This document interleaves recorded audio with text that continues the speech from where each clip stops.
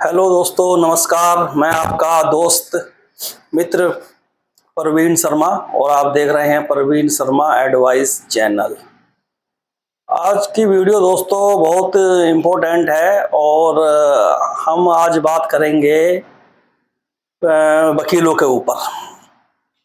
जो हमारे एडवोकेट होते हैं, वकील, हर शहर में एक कोर्ट होती है। 3 तरीके की कोर्ट हैं। एक होती है डिस्ट्रिक्ट कोर्ट, एक होती है हाई कोर्ट। हाई कोर्ट जो होती है स्टेट में एक ही होती है, और एक होती है लोअर कोर्ट जो अपने शहर में होती है, हर जिले में होती है। और उसके अलावा सुप्रीम कोर्ट सभी जानते हैं दिल्ली में है। तो 3 प्रकार की कोर्टें हैं और तीनों प्रकार की कोर्टों में वकील बैठते हैं। तो कभी भी आपको जब वकील करना हो या कोई ऐसा काम आपका पड़ जाए कोर्ट में, पहले तो भगवान ना करे कि किसी का काम कोर्ट में पड़े, किसी आदमी को कोर्ट कचहरी जाना ही ना पड़े, लेकिन फिर भी बहुत सारे काम पड़ जाते हैं। कोई गाड़ी का चालान ही कट गया तो जाना पड़ सकता है आपको, और उसके अलावा कोई झूठा केस कर दे या आप पे कोई सच्चा केस भी हो जाए। लीगली तरीके के बहुत सारे तरीके हैं जिसमें आपको कोर्ट में जाना पड़ सकता है। तो सबसे पहले तो इस बात पर ध्यान दें कि कितना बड़ा आपका केस है, उसी हिसाब से वकील करें। ऐसा नहीं है कि आपका केस तो है चालान का या आपका केस है कोई छोटी मोटी कहासुनी का और आप 307 302 का बड़ा वकील कर लें। तो जो बड़ा वकील आप करोगे तो भाई उनका तो काम है केस लेना, छोटा हो या बड़ा हो, तो वो तो ले ही लेंगे। ठीक है, तो जो काम आपका माना 2000 का है उसी 10,000 में होगा। तो पहली बात तो ये ध्यान रखें कि अपने केस के हिसाब से वकील करें। और 2-3 तरीके के केस है हमारे यहाँ। एक तो होता है दीवानी का मुकदमा और एक होता है क्रिमिनल केस। क्रिमिनल का मतलब हुआ फौजदारी बोलते हैं उसको हिंदी में, और दीवानी सिविल मैटर के केस को बोलते हैं। जैसे कि अब कोई प्रॉपर्टी का केस है, वो लेन देन का केस है, इस प्रकार के केस दीवानी में आते हैं। लड़ाई झगड़े के केस क्रिमिनल में आते हैं। तो जिस प्रकार का आपका केस हो उस प्रकार का वकील देखें और उसी प्रकार के वकील को वो देख लें कि कौन सा वकील चालान गाड़ियों के ज़्यादा भुगतता है, उसमें एक्सपर्ट है, या कौन सा क्रिमिनल केस में है, या कोई आपकी ज़मीन जायदाद का विवाद है तो दीवानी के कोई वकील हो उनको करें जिनको पूरी नॉलेज हो प्रॉपर्टी के संबंधित। और वकील करते समय सबसे पहली बात मैं आपको बता दूं, गोल मोल बात ना करें। पहले इन लोगों से अपनी फीस तय करें कि भाई आप तारीख पर कितना पैसा लेंगे, या फिर आप वन टाइम ही पेमेंट इनसे कर लें कि भाई पूरा केस आप लड़ो हमारा। जैसे बहुत सारे एक्सीडेंट केस होते हैं, उसमें किसी की मृत्यु हो जाती है तो उसे क्लेम दिलाने के हिसाब से ये लोग वन टाइम कर लेते हैं कि जितना भी क्लेम आएगा उसका 10% हम आपसे ले लेंगे।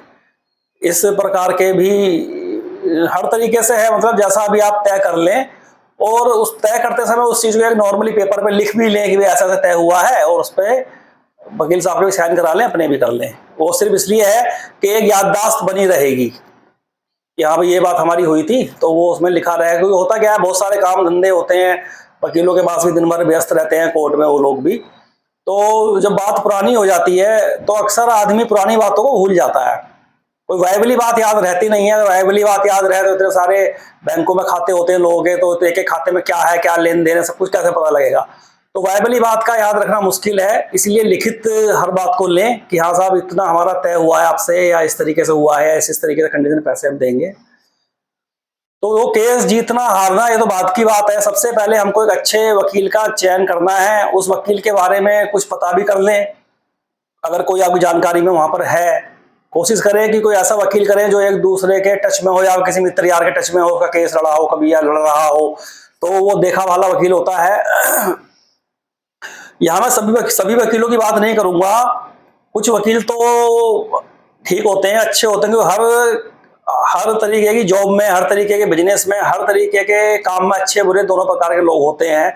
तो हम ये तो कभी कह ही नहीं सकते कि इस काम में गलत लोग हैं, या इस काम में अच्छे लोग हैं, या नेता अच्छे हैं, खराब नहीं है। खराब भी हैं, अच्छे भी हैं, हर पुलिस वाले अच्छे भी हैं, बुरे भी हैं, हर विभाग में हर जगह कोई आदमी परफेक्ट नहीं है, कहीं ना कहीं हर आदमी के कुछ ना कमी होती है, और हर विभाग में अच्छे बुरे दोनों प्रकार के लोग होते हैं। तो फर्क इतना है, कहीं रेशियो ज्यादा है खराब लोगों का, कहीं कम है। जैसे टीचर लाइन है, तो टीचर लाइन में ज्यादातर लोग आपको टीचर्स लोग अच्छे ही मिलेंगे, 90% 99% टीचर अच्छे मिल सकते हैं।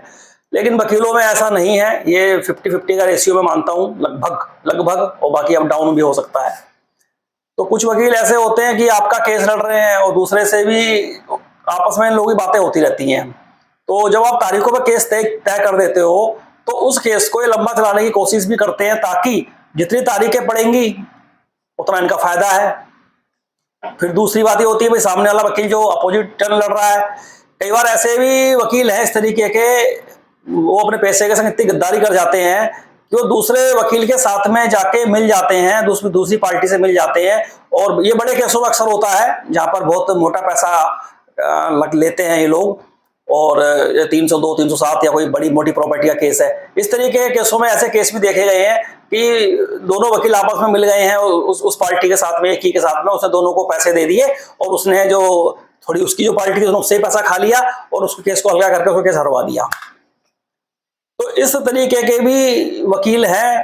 तो दोस्तों, मेरा कहने का मतलब यह है, वकील लोगों से थोड़ा सा सावधान रहें, और इन लोगों से ज्यादा इनके मुंह भी ना लगे फालतू, बस अपना काम से काम रखें। क्योंकि ये समझ लो, आपको एक कप चाय पिलाने में भी 100 बार सोचेंगे कि पिलानी है नहीं पिलानी है, ठीक है ना। अगर छोटा छोटा काम भी होगा ना, तो ये समझो आपसे ही करवाएंगे, 20 रुपए, 50 रुपए, 100 रुपए का कोई भी काम हो, फीस पूरी लेंगे। तो इसलिए इन लोगों से ज्यादा उम्मीद ना रखें, और कोशिश ये करें कि कोर्ट कचहरी के मैटर में ना पढ़ना पड़े। बचाव अगर हो रहा हो तो बचने के ही उसमें रहें। लेकिन अगर मजबूरी आपकी आ गई है, दिक्कत आपके ज्यादा है, किसी भी प्रकार की दिक्कत हो सकती है, ये भाई किसी की लड़की परेशान है तो वो भी परेशान होकर कोर्ट में केस कर सकता है, किसी की प्रॉपर्टी को हड़प रहा है तो उसे बचाने के लिए वो केस कर सकता है, किसी के ऊपर झूठा आरोप लग गया है, मतलब हजार तरीके की बातें हैं। क्योंकि कोर्ट कचहरी कोई भी आदमी अपने मन से तो जाता नहीं है, उसको मजबूरी वहां खींच के लेकर जाती है। तो एक वकील जो है एक इम्पोर्टेंट रोल प्ले करता है। तो वकील को अगर आप सही तरीके से, अगर हाँ आपने वकील कर भी लिया है और उसको तारीखों पर रखा है, और उसके बाद आपको ये लगता है कि भाई इससे जो है मेरा केस नहीं चल पा रहा है, या ये मेरा केस को मुझे हरवा सकता है, या लंबा खींच रहा है, कुछ डाउट अगर आपको उसके ऊपर लगे, तो आप अंदर खाने दूसरा वकील देख लें और वकील को चेंज कर दें। क्योंकि एक दो मेरे मित्र हैं, उनके साथ ऐसा हुआ है कि उन्होंने 20,000 30,000 में वकील एक तय कर लिया, उसके बाद वो वकील तारीख को भी नहीं जाता था, उनकी सारी तारीखें उसने मिस कर दी। वो सोचते थे हमारा केस चल रहा होगा, बाद में उनके पास कोर्ट से नोटिस आया, वो उनको पता लगा कि हमारा वकील तारीख को भी नहीं जाता है, और उनसे वो कहता रहता था, हाँ जी तारीख भुगत ली है मैंने, ये कर लिया वो कर लिया। ये वकील का नाम तो मैं लूंगा नहीं, वो बाकी नाम लेने में क्या होता है ना कि लीगल इशू बन जाता है, फिर बहुत सारी चीजें हैं कि हमारा नाम क्यों ले दिया, ये वो फलाना। लेकिन मैं आपको एक समझाने के हिसाब से मैं बता रहा हूँ कि ये लोग मतलब सगे किसी के नहीं है। आप ये ना समझें कि ये मेरे रिश्तेदारी में लगता है या मेरे किसी दोस्त का दोस्त है तो आपके संग बहुत ईमानदारी से काम होगा।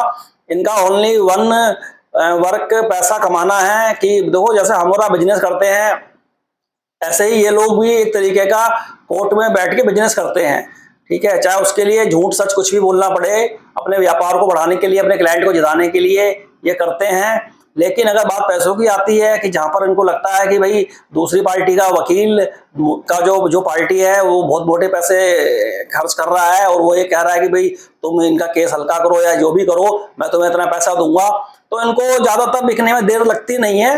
बहुत कम वकील ऐसे हैं जो कि अपने पैसे की इज्जत रखते हैं कि हम वो नहीं बिकते हैं, वरना मतलब ज्यादातर वकील ऑफर एक्सेप्ट कर लेते हैं। तो तभी आपने देखा होगा इन लोगों के पास जो बड़े वकील हैं बहुत पैसा होता है, और मतलब लेकिन पैसा बहुत होता है, मगर ये क्लाइंट के साथ इनका जो व्यवहार है वो सिर्फ पैसे के लिए ही होता है। बाकी उसके अलावा ज्यादा बहुत कम लोग होंगे, बहुत कम वकील ऐसे होंगे जो नॉर्मल व्यवहार भी चलाते होंगे। क्योंकि ये अपनी जेब से तो किसी को एक कप चाय भी पिला दें तो बहुत बड़ी बात है, और चाय भी आप ही पिलेंगे, कहीं भी इनकी होगी, बैठे आप इनके यहाँ पर होगे और चाय आप मंगाओगे। कुछ वकील हैं जिनको मैं जानता हूं, वो काफी अच्छे वकील हैं, अगर किसी को कभी कोई ऐसी जरूरत पड़ जाए तो मैं उसमें कुछ आपकी हेल्प कर सकता हूं, थोड़ी बहुत, ज्यादा नहीं। तो बहुत सावधान रहने की जरूरत है, क्योंकि कोर्ट कचहरी में लोग चले तो जाते हैं कि एकदम से चले गए और उनको लगता है कि जाते हमारा मैटर सॉल्व आउट हो जाएगा, मगर ऐसा होता नहीं है। दीवानी के मुकदमे 25 से 30 साल, 40 साल, 50 साल भी चल जाते हैं, बहुत लंबे टाइम चल जाते हैं। क्योंकि उतने एविडेंस जज साहब के सामने नहीं जा पाते हैं। दोनों वकील जो हैं आपस में, कभी वो बोलता है कि भाई इस बार तू थोड़ा सा गर्म हो ना, मैं हल्के कर दूंगा अपने बयान, तू कर देना, मैं हल्के कर दूंगा। तो जज साहब कंफ्यूज में रहते हैं कि यार इस केस का फैसला होगा कैसे, क्योंकि अब जज साहब जो हैं वो बहुत ही बुद्धिमान व्यक्ति हैं, वो हमसे सबसे आपसे कई गुना ऊपर बुद्धि क्या है वो एकदम से जल्दबाजी में कोई जजमेंट नहीं दे सकते, क्योंकि उनके अगर कोई हाथ से गलत फैसला हो गया तो जज साहब को भी अच्छा लगेगा नहीं, क्योंकि ये वकील लोग इतना उलझा कर रखते हैं ना केसों को कि जज साहब को खुद समझ में नहीं आता मैं क्या कहूं क्या बोलूं, तो वो तारीख दे देते हैं। अब तारीख देना मजबूरी है, ठीक है ना, वो तारीख पे तारीख पड़ती रहती है। आपने देखी है ना सनी देओल की फिल्म तारीख पे तारीख है, क्या मिला जाके, तारीख तारीख पे तारीख है। लोगों ने अपने जेवर बेच दिए, अपनी जमीन बेच दी, लेकर क्या गए तारीख।